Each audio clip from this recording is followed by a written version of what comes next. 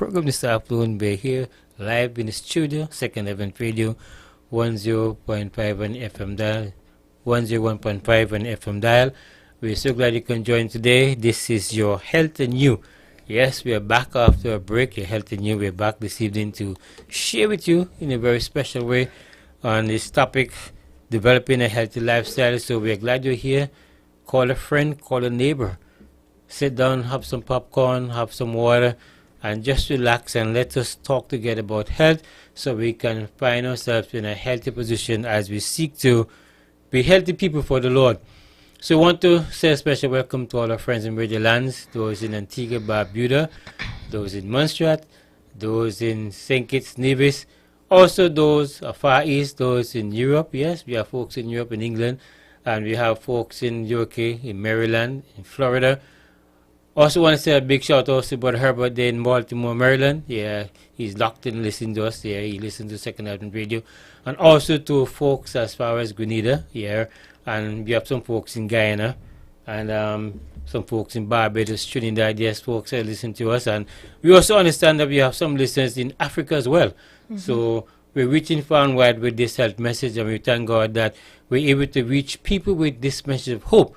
And so call a friend, let them know we're on the air, and we're back, and we hope by God's grace that we can all have a wonderful time today as we get ready for a very informative session today.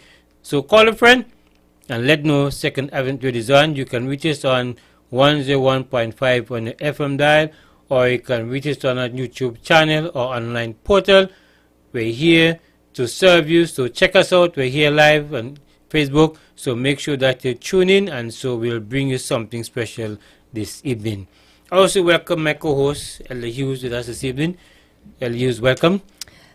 Good afternoon. Thanks for having me on the program, Yeah. Pastor. Glad to be back. Yes, good. We're going to have a good time tonight as we share with the folks here in Radio Lands. Before we're going to bow our heads, we're going to pray. Can you just say a short prayer for us as we begin? All right, let us pray. Dear Lord, we just want to thank you for being an all-powerful, all-loving God.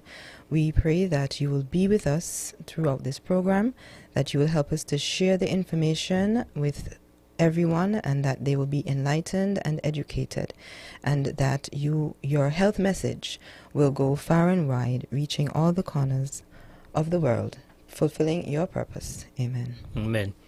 All right, before we begin, we want to remind folks of our key text, Psalms 139, verse 14. I'll praise you before I'm fearfully and wonderfully made, and my soul know it quite well. That's our key text. I'll praise you because I'm fearfully and wonderfully made, and my soul know it quite well. I also want to say a big shout out to some folks I've met in the last few weeks. Somebody met me at my farewell in All Saints, a lady. Okay. She lives in Florida, but she's from All Saints. And I was introduced to her by Sister Martin, and she was telling me she listened to me in Florida. Okay. And she's so happy for what she's hearing, and she's also following some of the guidelines.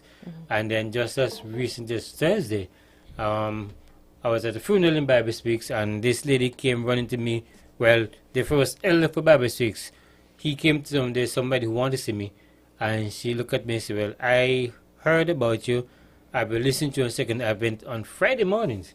When we used to have on Friday morning, but she said somehow she's not hearing it now. Yes. I told her, well, we're on Sunday evening now at 6. So I want to believe she's locked in and listening to us now. And she says to me, look, I'm her inspiration because she's so fascinated by what I'm saying, and she's following what I'm saying, and she's seeing what we're saying is correct and is what people need to be following. So that gives me a sense of joy and satisfaction that people are listening. They may not be calling in, but then when they meet you, I met a lady in Granville there some weeks ago, maybe a couple months ago, and she heard my voice. She said, you the one on Second Advent? Yes. And she said, I'm listening to what you say, especially about diabetes, and she's following everything. And she's seen results as she followed them. That's good. You know, and then a gentleman met me, that's a long time ago, and he said he has been following me for over a year now.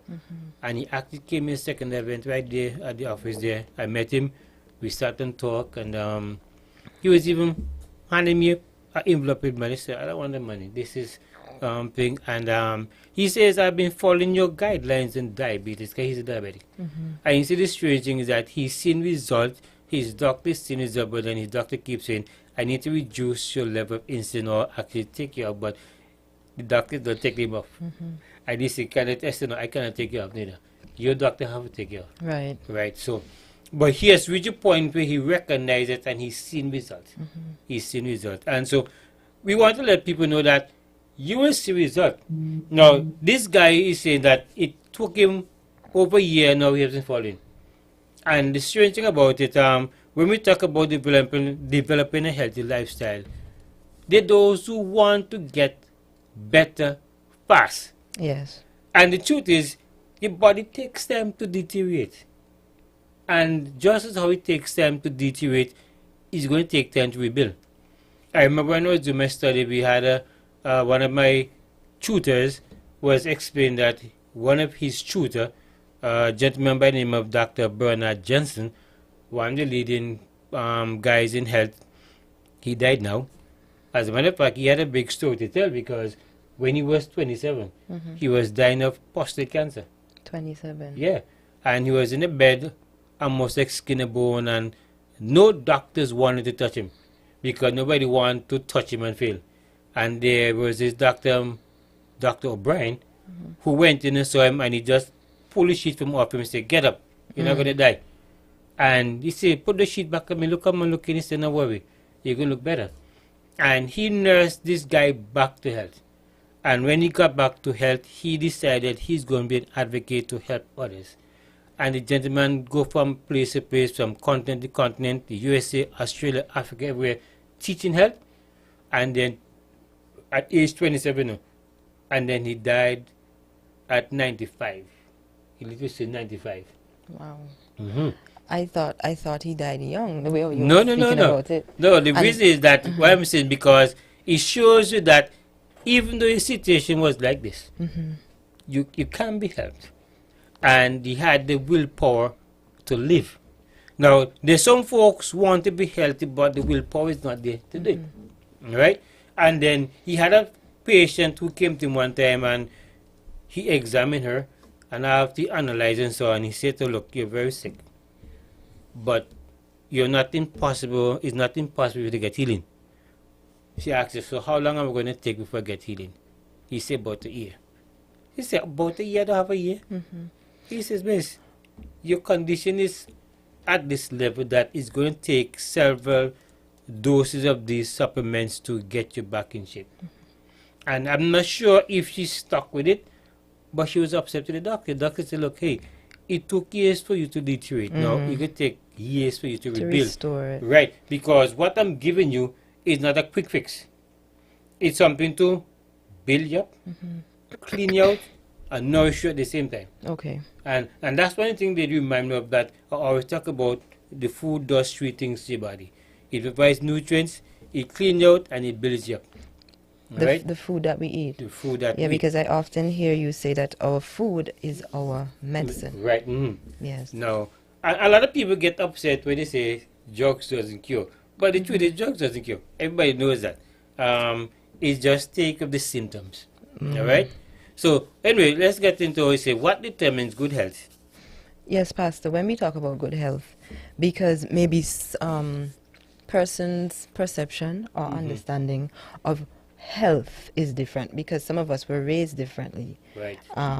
Some persons were, born into the lifestyle of just eating a lot of fast food, even when they were children. Right. Some persons were involved in or introduced to having natural things in their diet from a young age. So a lot of persons determine health well as long as I'm not catching the cold or the flu, or I'm not in pain, or I get sufficient sleep, even if that's just 20 minutes of sleep. That's good health for me. Somebody else might have a different perception of good health. So let's give a basic example or layout of what is good health. What are some of the indications and aspects of good health? Okay, when you talk about good health, you need to talk about the overall package: physical, mental, emotional, psychological health. All right. Some people look at health just as a physical thing. Right. But your emotion health says a lot. Because if your emotion health is not there, then it's going to affect the physical aspect as well, right? And one of my favorite authors says that 90% of our illnesses are wholly imaginary. In other words, then it has to do with the mind. So 10% is physical, and the rest is mental. So if you can get rid of that negativity in your mind, then you're on the way to be in good health. All right? Now, some of the things that determine good health, you have to get adequate rest. Get adequate rest.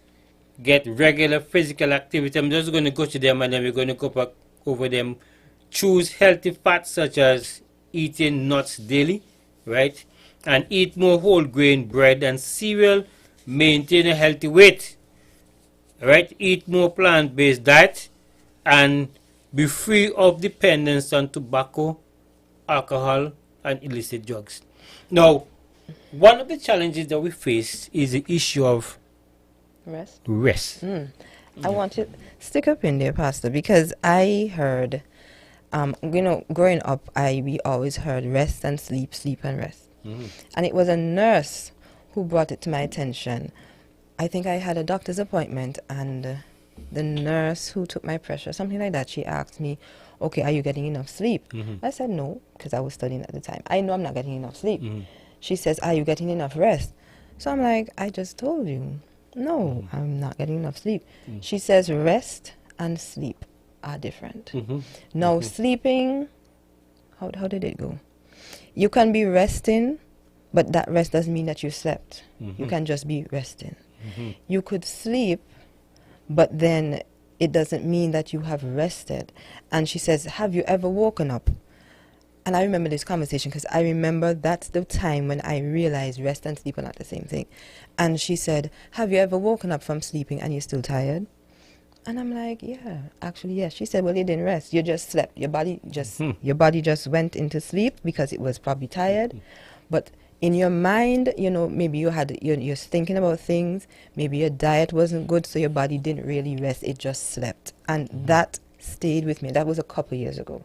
And that stayed with me, that rest and sleep are not the same thing. So can we talk a little bit about resting and sleeping? Yeah. Yes, resting is different because, look at it. You can be so exhausted that you're not even getting sleep. I remember a couple of days ago, I was just tossing and not getting any sleep. The sleep just wasn't coming because your body was not yet relaxed. Probably I was traumatized from something, and so I'm there just struggling in the bed. And so why did I get up? I prayed, get up and prayed. I said, Lord, I need to sleep. And then after a while, I dropped sleep because the body would have kind of cooled down. In other words, your body is in a trance. And it could be in a trance for a number of reasons. Why? Probably at late, or probably maybe you had some physical activity, or you would have done quite a bit of work during the day. And so your body is not yet settled to rest. So you're going there, and sometimes in my own experience, sometimes I find myself sitting in a chair at my computer doing something, or maybe watching something on YouTube, and next thing you know, I'm sleeping. By the time I get up, secure the house, and then go to my bed, the sleep is like gone. Right? Okay. Something is happening there. But I often tell folks that sleeping 8 hours doesn't mean a rest. Right? And some folks who sleep from 6 to 6 and they still haven't gotten rest, they get up tired because what? They slept too much. Right? And so the body should give you, the body give you certain indicators as to when you have got enough rest. So when, in my own experience, some years ago, I discovered that when my body has gotten enough rest, I start to feel some weariness and pain around my hip area here, just above my buttocks area there. And I'm wondering what's happening. When I check with the doctor, he said no, because when the body has rested, your body starts to give that signal telling you to get up. Okay. And he says when you start to feel the way, don't stay in the bed and twist and toss, get up out of the bed. And maybe walk home for a few minutes, and if it's still too early, you go back to sleep and you get to sleep. But as long as you stay there in that condition there, you're not going to rest. Now, some people believe that they equate sleep and rest with not the same thing. You can be sitting here resting and just shut your mind out, because resting is shutting your mind out from the outside world. Being in an environment where you're just there and you're just relaxing your mind from, take your mind off of everything. Take your mind off your worries, take your mind off your finances, your children, your job, whatever it is that give you some level of stress, take your mind off of it. Okay. And that's how you're going to get the rest. All right? And also, it's important to get adequate sleep. Now, we need to know our bodies, so we know how much sleep we can take that is adequate enough for us. Now, as a rule of thumb, I say to folks, if I have to use a alarm clock to get up, I'm not getting enough rest. So I don't use an alarm clock to get up in any way. It doesn't matter where I'm going. If I have to get up early morning, I'm saying I'm going to sleep at a time where I will get enough rest so I can get up. Okay. Right? And I often say, Lord, I need to get up. And trust me, when I tell Lord I need to get up, He wakes me up. If I say I want to get up 3 o'clock, He wakes me up at 2:45. And I always tell folks about the experience I had in school in Jamaica, where you're studying, you're working, and up to 1 o'clock, I'm hitting the books. And I went to sleep and said, Lord, I have to get up because of exam. I need to get myself ready. So wake me up at 3 o'clock. I'm going to tell you this, a true story. I got some sleep, and then when I got up, it was 2:45.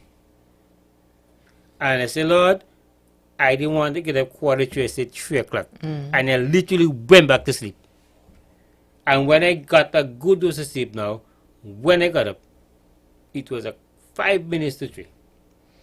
And I said, Lord, I cannot really be presumptuous. Let me get up. And I got up, I did my devotion, and I don't know what happened. From that time until about 6 o'clock, I haven't touched my schoolwork. And I had exam the afternoon. Alright? Had to work in the cafeteria, work in the bakery. So I went to do my exam, and I got, what I got? I think A minus. And I didn't really study, and that's why I said, Lord, you know what? You're a good God. I mean, you say if we honor you, you honor us. Because here is it, I should suppose to spend maybe about 15-20 minutes doing my devotion, and the rest time I'm in my books. But I end up spending all the time doing the devotion, and then didn't get to do enough studies. Right? But then the Lord rewarded me into making sure that I get an A minus. Alright? So we're talking about get adequate rest. Now, when you get enough rest, the body also benefits because the body heals itself. While you're sleeping. While you're resting, not while you're sleeping, while you're resting. Right. And that is why they said you're not supposed to eat late. Right. Because the digestive system needs time. Well, the digestive system is basically not working on full throttle like in the day, because the body is looking at restoration. That's true? Yeah. Okay. But then strange enough, the stomach is still working. Yes, it's working. But the stomach is working and the brain is working, because the brain has to be telling the stomach that there's food that to be digested, so you got to work to digest it. Right. Now, the stomach finally says in a conflict situation that it wants to rest, but it can't rest because there's a load that needs to move from the stomach. And many folks don't seem to understand that. You see, I was told by one of my professors, look, when you rise in the morning, your body is open up for the day. And that's when you eat the most heaviest of meal, because the body wakes up, and then the body has enough time to burn up all that into energy during the day. Okay. By the time you get to midday now, you eat less than what you had for breakfast. By the time you get to supper time now, you eat less than what you had for lunch. So that when the day is dying and the sun is setting, your body now begin to prepare itself to rest. So when you pack in food after 8, 9 in the night, you cannot go to sleep before that food has been digested, which means that you're talking about going to sleep by midnight, 1 o'clock. That's when you need to go sleep. Midnight, 1 o'clock. But the folks say, Pastor, as soon as I finish, I'm going because I gotta go. Yes. But they don't know the damage that they're doing to the stomach because the stomach is being overworked. And so they're not resting. Right? That's why you talk about what determines good health. You must get adequate rest. And even though you get sleep, the sleep you're getting because niggeritis is setting. So, okay, let me tell you what happens. When your stomach is full, almost all the blood from your body, including the brains, everything is centered in the stomach to help with the digestion of food. Okay. Because the blood has to also transport the food from the stomach To the different organs and right cells and so on. to the Okay. intestine and so on and absorb. Right. So the blood is constantly being pumped around the body. Right? And so when you're eating now, the body recognizes that look, as much blood as possible need to be here, so. That's why when you finish eat and you don't move, you're going to find yourself drowsy and sleepy because most of the blood has been moved. The head is now divided up the amount of blood that it should have. Okay. So the brain now is like going to a kind of sleepy mode at that stage. Because it doesn't have the oxygen in the blood because the Right. blood is now going to the stomach. Right. Okay. That's why it's important. That's why some folks feel okay. But then what happens now? When you think you're sleeping yes, but you're having all kind of funny dreams. Right? Because what? Your stomach is working. So you're not resting. So you get up in the morning and you feel hungry and you feel exhausted because Yeah, your because stomach working all night. that's a question. Why do you, if you ate late, and sometimes you end up feeling hungry? Is it that food wasn't digested properly? No, the stomach is working all night. So then why do you feel hungry? Because the stomach would have... Because you overwork the stomach. So when you get up now, the stomach didn't get the rest. So the stomach now is craving energy now because it has used up all its reserve in the night. So you're going to get up now because what? You have the stomach working overtime. It's just like when your radiator, you're leaking water with the radiator. After a while now, you find that you got to fill back up the radiator because there's a leak someplace. Okay. So the stomach is working overtime, overactive, and so you put the stomach in a position where when it should be looking to be fresh and ready to go, it's now asking you, I need to get some energy now because I had to dispel all that all night. Okay. Right? So you work the night shift. Mm-hmm. The night shift leaves you tired. Okay. Right, the graveyard shift. The graveyard shift. Right, so, and it says, we got to get regular physical exercise. Now, there's some folks who do not exercise. Pastor, that's another thing. Because I was teaching my class, I teach health and family life, and we were talking about fitness and health. And, as you live, you learn. And I was telling my students, there's a difference between physical activity and exercise. So just like there's a difference between rest and sleep, but society uses them interchangeably like the same thing, but they're not the same thing. Because physical activity is different than exercise. I think physical activity is more of any physical activity you do that requires your movement of body. But exercise is a more continuous and sustaining. So some persons might say, but I get enough physical activity, but is that enough? That is not enough. We're talking about exercise here, right? So we need sustaining. Well, there are different types of exercise you can do Right. to keep physical. You can do gardening. That's a form of exercise.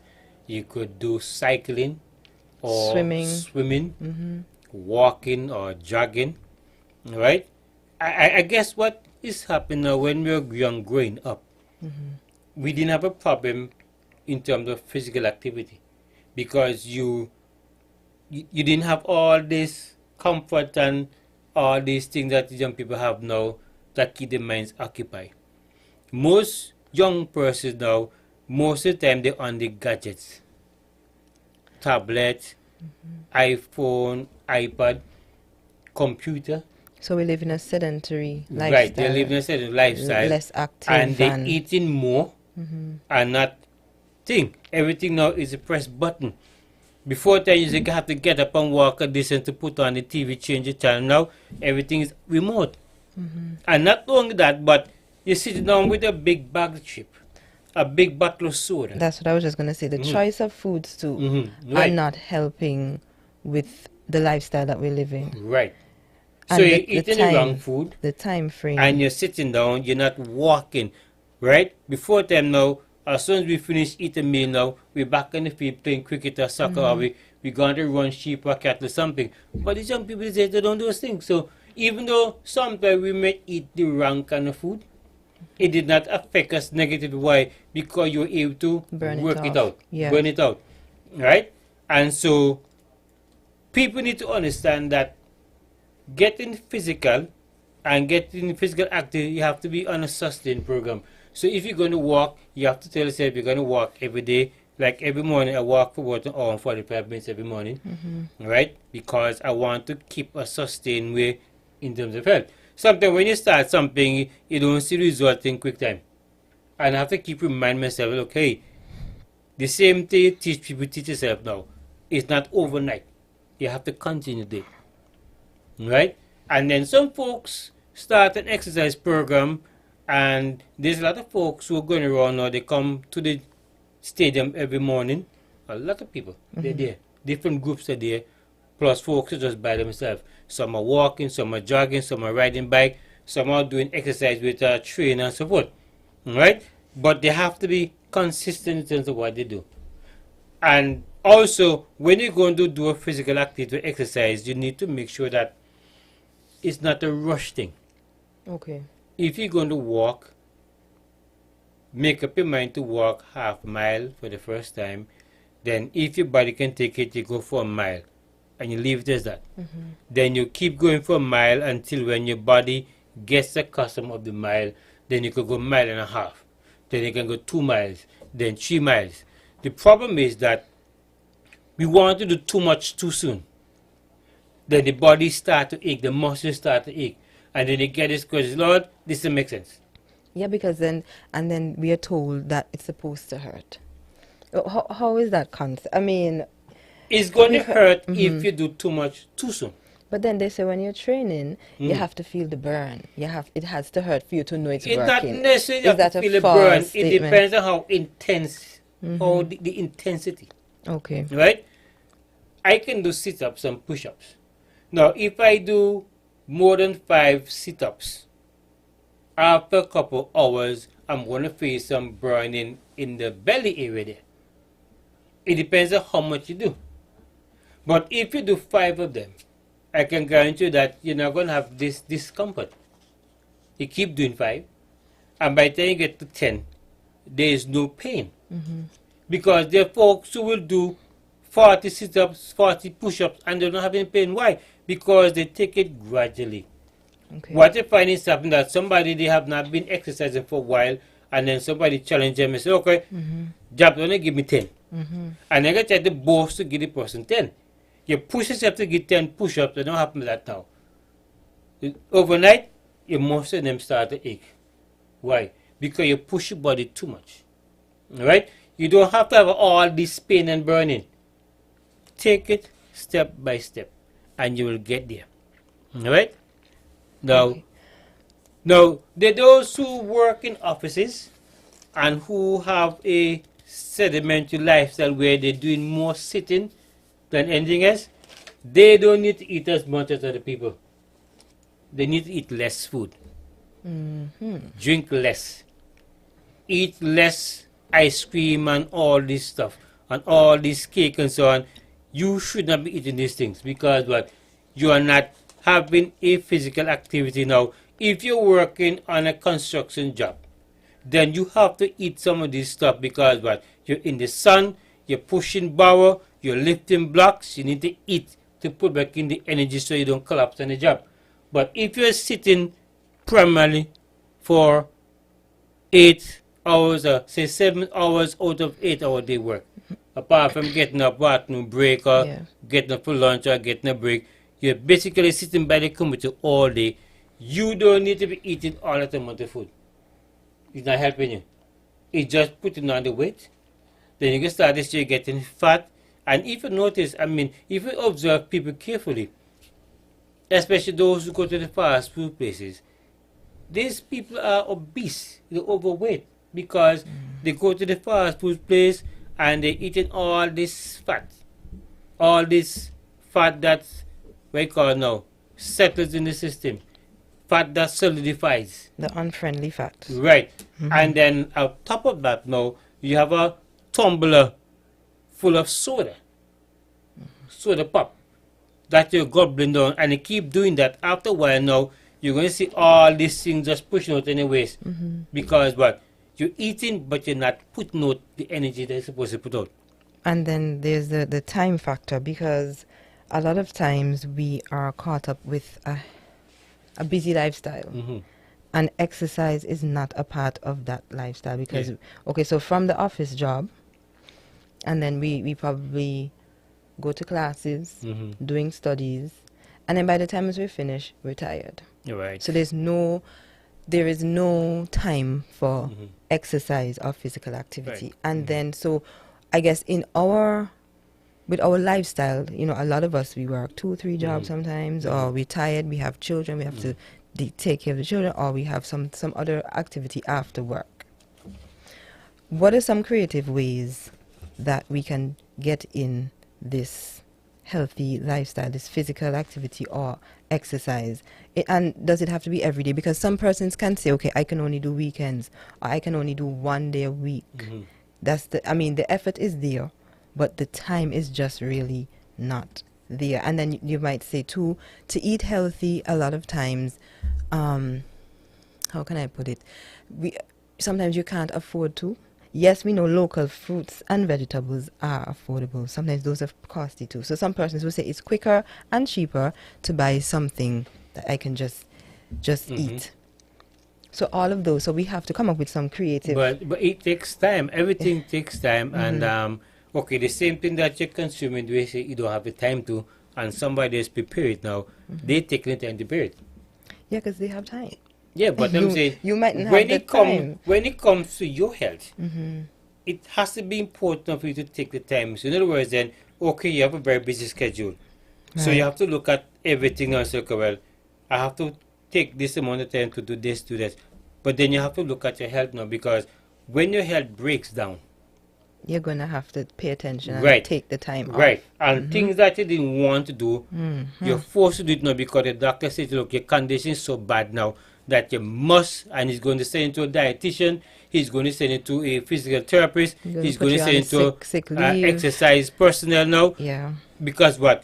All these personnel have to come now to put you on a regimen to get you back in shape. I know folks normally say this expensive, that expensive, but sometimes I beg to differ in a sense in terms of, okay, what some folks want to do, they want to maintain buying the same stuff they buy all the time, plus buying other stuff. Okay. So if your cost of to buy a half-gallon ice cream every month, and you know the ice cream is not good for you because of the fat and so on, you can't continue to buy the type of ice cream and still want to buy other stuff at the same time. So the money you used to buy the ice cream, now you put it towards buying something that is healthier, right? It's going to take some time, yes.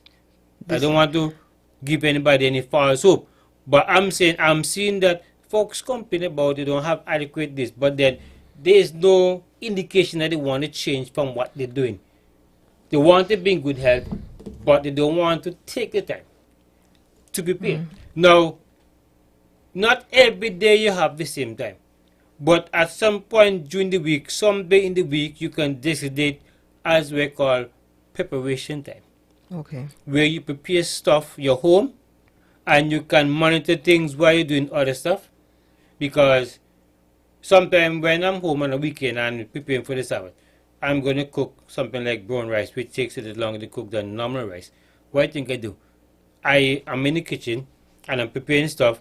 So while the rice is in the pot and it's on low fire, I'm still now cleaning up and I'm sweeping out, mopping out the same time, because putting that there will take about 45 minutes to boil. Alright? If you want to do a bean loaf, it's the same thing. You soak the beans overnight. Next morning you get up, you boil them for about 10 minutes on the pressure pot. Right. You take them out, and then it's a matter just put them in the processor with all the seasoning, all the stuff and so on, and then you just think. What I'm saying now, you plan these things when you can be home to do them, And then when these things are baked now, you do enough insufficient so that you have enough to put up in the freezer. So Right. every day you get up now, you can say, look, and you pack them out in small packages. So you don't have to problem of cutting. You just take out a small pack, let it defrost for a while, and then you can use it. And it's easy on you there, right? And what I do sometimes too, I don't necessarily like to eat out of the fridge sometimes, Yes. but I find myself these days now, if you're cooking rice, cook a good amount of rice and just put it in the fridge and just heat up every day as I go. But then I consume it within a certain time, because if you're not going to consume it within a certain time, then you have to take a portion, put in the freezer. Right.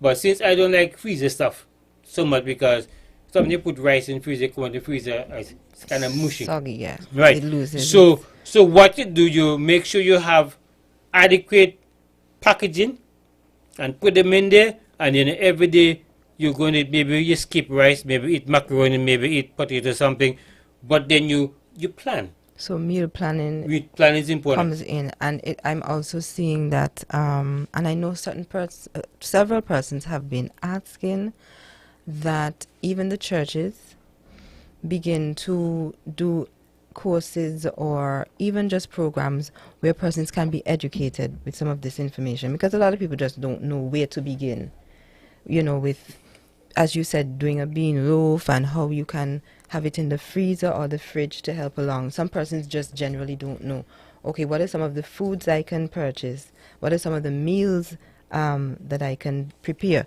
So I'm hearing that meal planning and the time taken to plan your meals, and also the methods of preparation, because that has something to do with it too. Frying, of course, with oil is less healthy than maybe you should say steaming and so on. So people also need to know that, because frying is quicker. And as we're talking about time, people say, well, I can just fry something and it's done. But it's not necessarily the healthiest. No. I can do potatoes, as you said, maybe roasted potatoes is healthier than, what should I say, the scallop with all the cheese or the mashed potato with all the butter. So it's meal planning and also education as to the nature of the preparation. Yeah, but you can do these things now without losing this stuff, because you can just, for instance, like the air fryer sweet now. potato, you could apart from the air fryer, you could dice the Irish potato or the sweet potato, and you started them. Okay. Use a non-stick pan, and you put in your garlic, your onion, whatever you want to put inside, and you put on low fire, and just keep turning it all the time. And we still then cook, and it's healthy. It doesn't have any fat in it. It doesn't have all this stuff in it. Garlic is a very good way of giving the food a good taste, right? And if you have some fresh thyme too, you can put some fresh thyme in it and so forth. They're all there. You can have all those things in the backyard growing and so on. Or even if you want to buy them in the supermarket or by the hucksters, right? It's about developing a lifestyle that helps you. Right. Right? Develop a lifestyle that helps you, right? Now, we talk about the training. Now, we have done some level of training, yes. And it's not a matter that folks may not know. Again, it come back to the, I was just saying, the time factor, the willpower to change. Right? And many folks have told me that there are a lot of people who know how to put the bean loaf together. Right? But just that they say they don't have the time to do it. Right.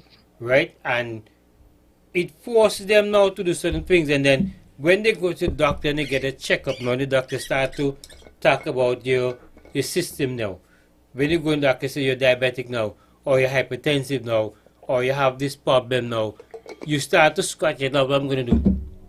Right? And when a doctor says to you that you're diabetic, that does not define who you are at the moment. Okay. And some at the people see present moment, diabetes as a death sentence, because No, they they- think it can't be cured. they think that when the doctor tell you today you're diabetic or you're pre, that's defining who you are for tomorrow. No, that is determining who you are today. So in other words, then you need to tell yourself, so tomorrow I need to reverse that. How do I reverse it? take time to change your lifestyle, change your dietary choices. Now, one of the challenges we have, honestly, is that folks want to be healthy, but they still want to eat what they accustomed to eat. Because my grandmother used to eat it, my mother used to eat it, my uncle eat it, so why can't I eat it now? And you know it is bad for you. Alright? Now, you say choose healthy fats such as nuts and so on. So you can use your almond nut, you can use your walnut, your cashew, and for those who are able to peanut and hazelnut, brazil nut, pecan nut. Also, you can make a nice loaf using pecan. Pecan loaf. And Pastor, those nuts are expensive. Yeah, but I'm saying even though they're expensive, right? And that's the number one thing that people are going Yeah, to say. but I'm saying if you cut back on certain things Okay. and put the money here Here, right. and you okay. buy stuff, for instance, like a bean loaf. A bean loaf is not that expensive to put together. You may, normally, you have to use 3 different types of beans to get the required nutrients. Okay. So you might use red beans, pinto beans, or lentil or something lentil, like that. split peas, or black beans, and you bring all together, and then to make it even more richer and a little more crunchy, you could use some walnut in it. All right? Now, when I say that, when you take the time and you say, well, if Sunday is the time when you have time at home to do certain things, then you say, no, Sunday I'm going to take this Sunday to do certain preparation. So it becomes easier. Now, when you buy the different peas, you might spend maybe $10-15 to get the amount of peas you want. All right? When you compare that to buying a box of chicken, the box of chicken may cost how much? $15, $20? When you say chicken, the raw chicken to cook, Yeah, or no, the the raw already chicken. cooked? The raw Okay, chicken. like maybe a pack might cost $10. Right. Drumsticks or whatever. So when you compare, maybe $1 or $2 difference now. When you cook a pack of drumettes or drumstick or leg quarter, whatever, all right, that may finish within a day or two or the same day. But when you do a bean loaf now, a bean loaf could come out now in about 4 or 5 pounds of loaf you get there. And you have some that you're going to put up. You can eat all the time. So then you're going to be eating bean loaf every other day, every week, for the next 2 months because you had enough put up. A lot of folks, they need to be smart in terms of how they pay themselves. They spend. Right. Right. Yes, something's expensive, yes, but I use some of this stuff, but it doesn't cost me that because it's how you choose to plan. It's planning. It's all part of planning. Some people don't plan to eat healthy because fast food is what makes them and sustain them. And it's quicker and hassle-free for them. And we die fast. So so now when we say choose healthy fast, now we want to avoid, and we're talking about how to determine good health. We want to make sure that we use those fats that are healthy, like the fats from nuts and the fats from things like olive oil, avocados, this kind of stuff and so on. So you get the fat from these, and also the omega-3. Okay. Omega-3, 6 and 5, the fatty acids.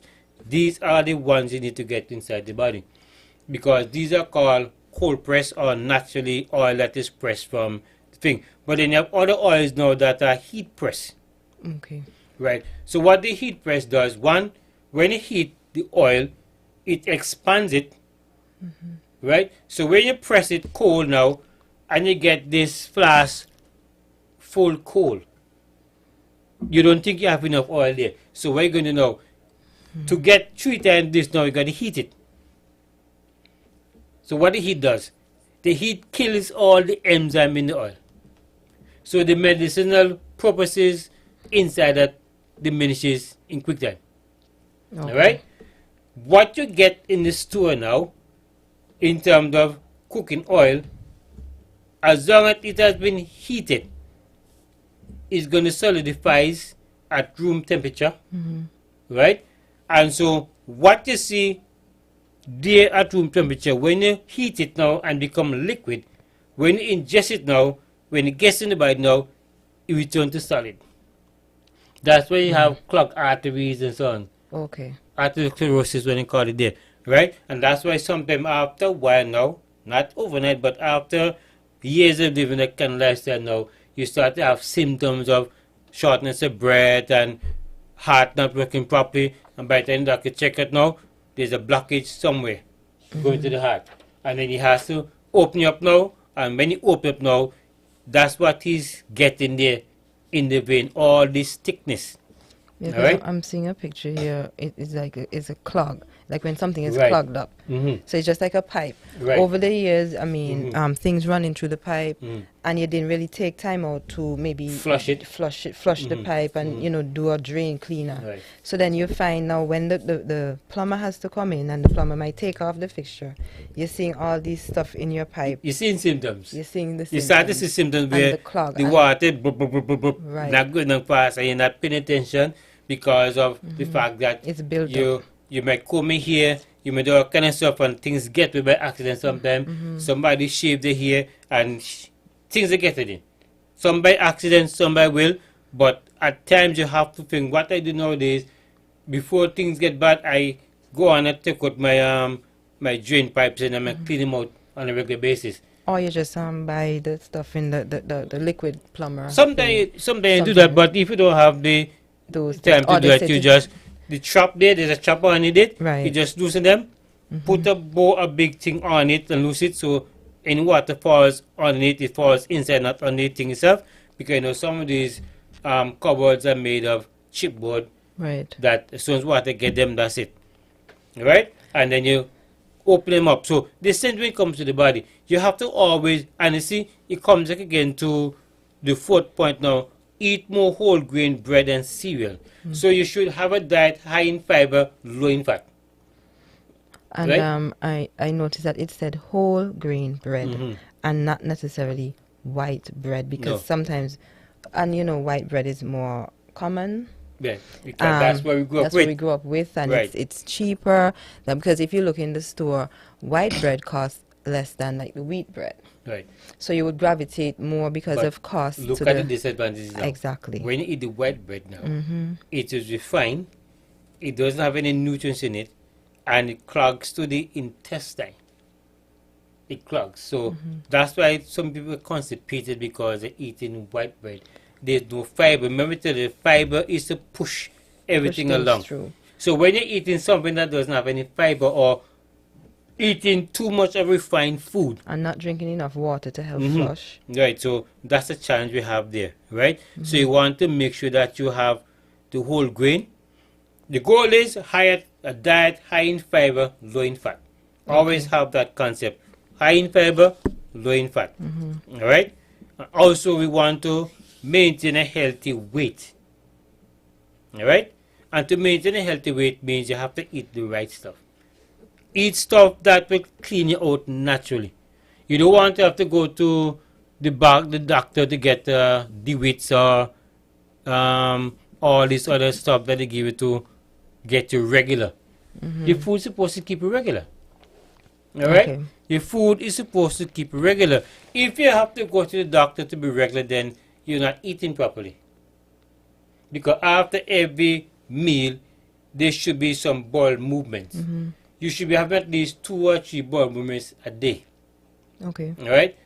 Now, I have a niece, and for everything she was born, after every meal, she has to go to the bathroom.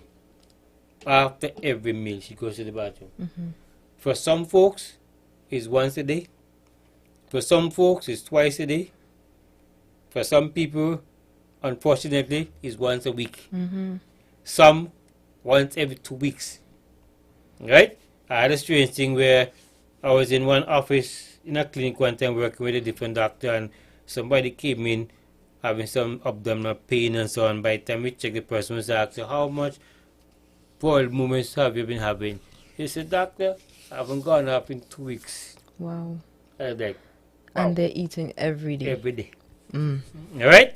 So we had to give her something to move that, else she'll have to go do surgery. Right. Right? Because she was clogged up. So we had to give her a kind of some herbal mixture put together until when you finish jing down that, go sit in the toilet and just stay there. Mm-hmm. By the time her stomach started to move, she almost died inside there because of the stench. Because remember now, it's 2 weeks she hasn't eaten. And remember, when you eat your food, your stomach should be empty within 3 to 5 hours. Okay. So you can imagine food is piling up there. So everything is backed up. And then, as a rule of thumb, if you were to eat like something like tuna fish in the morning, and then by this time in the evening you're belching the tuna fish, what is saying that the tuna fish has not been digested, it's still in the stomach. Right? Okay. It's still in the stomach. And a lot of people keep saying, Pastor, I don't understand. I ate this herring, especially with red herring and starfish and so on. You're belching it this very next day. I said, look, the food's still in the stomach. The breakfast still in the stomach, and they can't understand.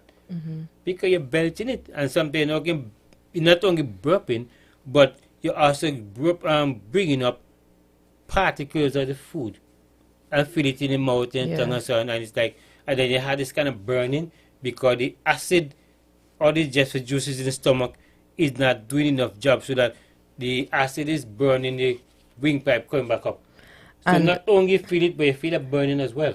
And amazingly, it has to be that because they said the acid in the stomach is one of the strongest acids in Right. the world. So if your food is not being digested by acid is some of weak. the acid, That is weak. the acid is weak. It's weak, Or even it- though it is strong enough to burn the esophagus.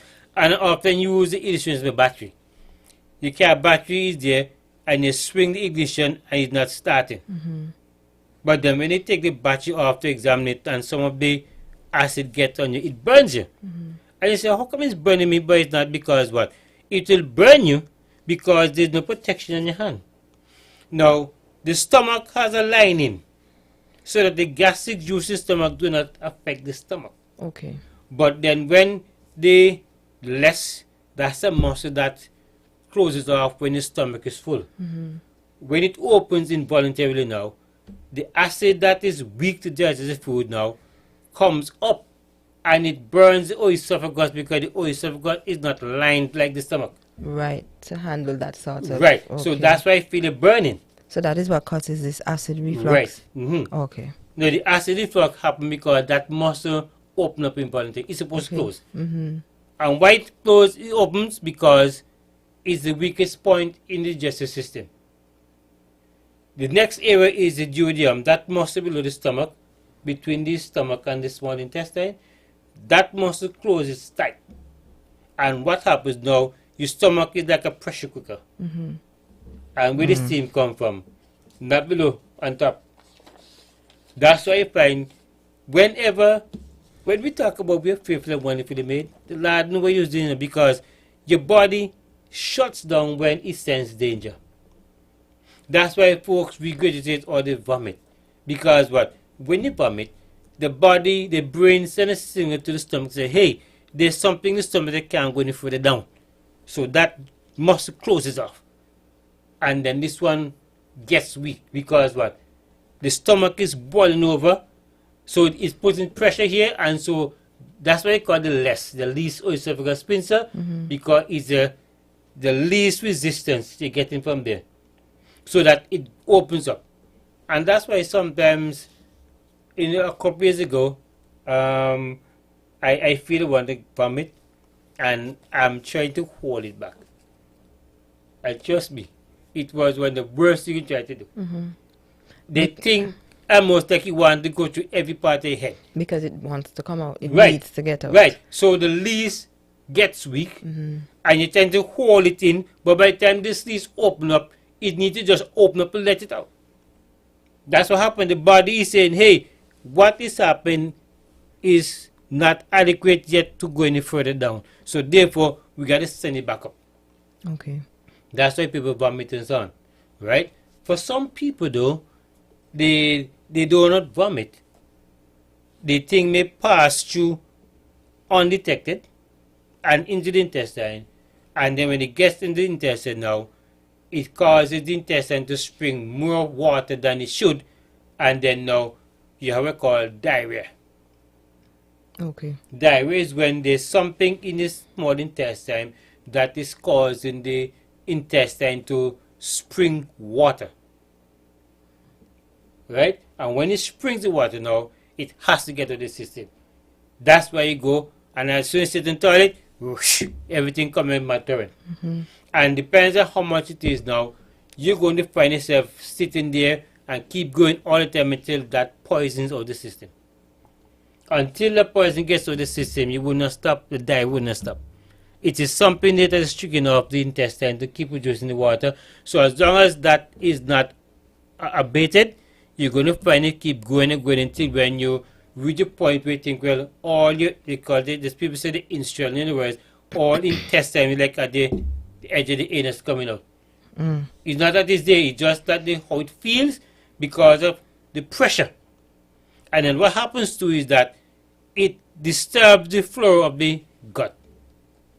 When you say flora, because some people might be wondering what is that, they've heard it. The, Let's give a highlight. What is the flora? It has to do with the friendly bacteria. Okay. There are friendly bacteria and harmful bacteria.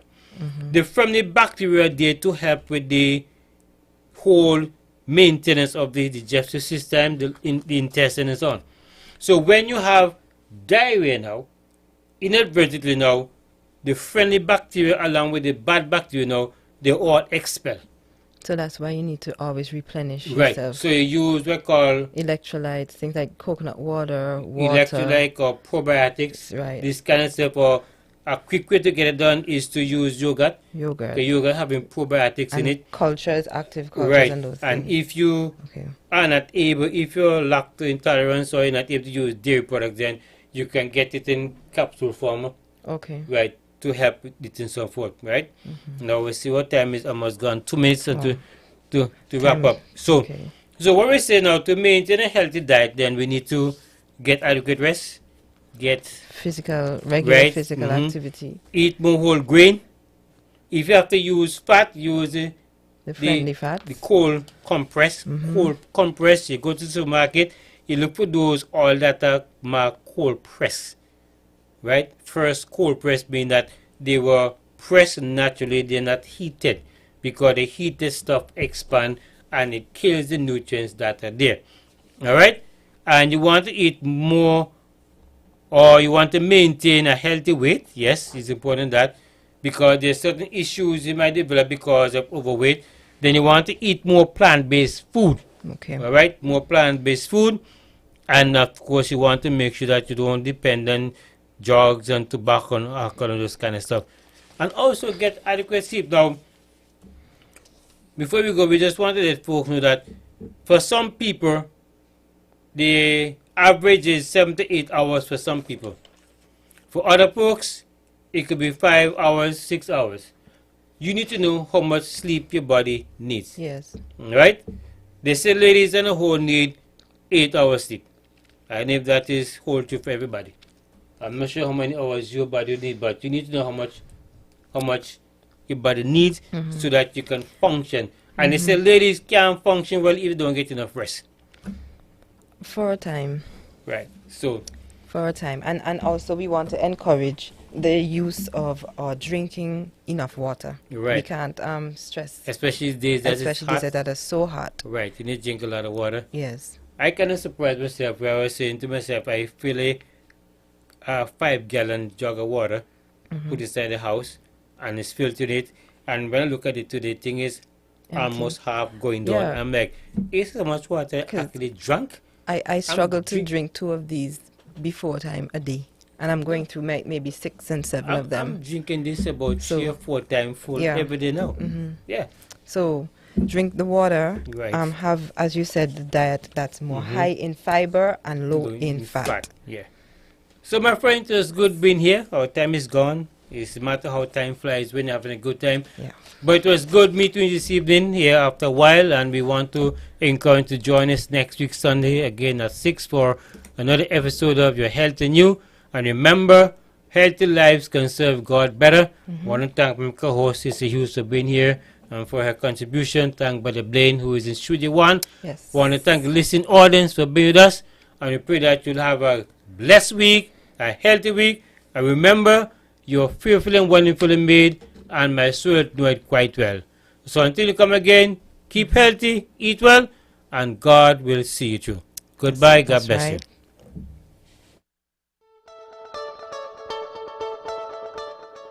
Thank you for listening to Your Health and You. I do hope that this health session was meaningful and informative.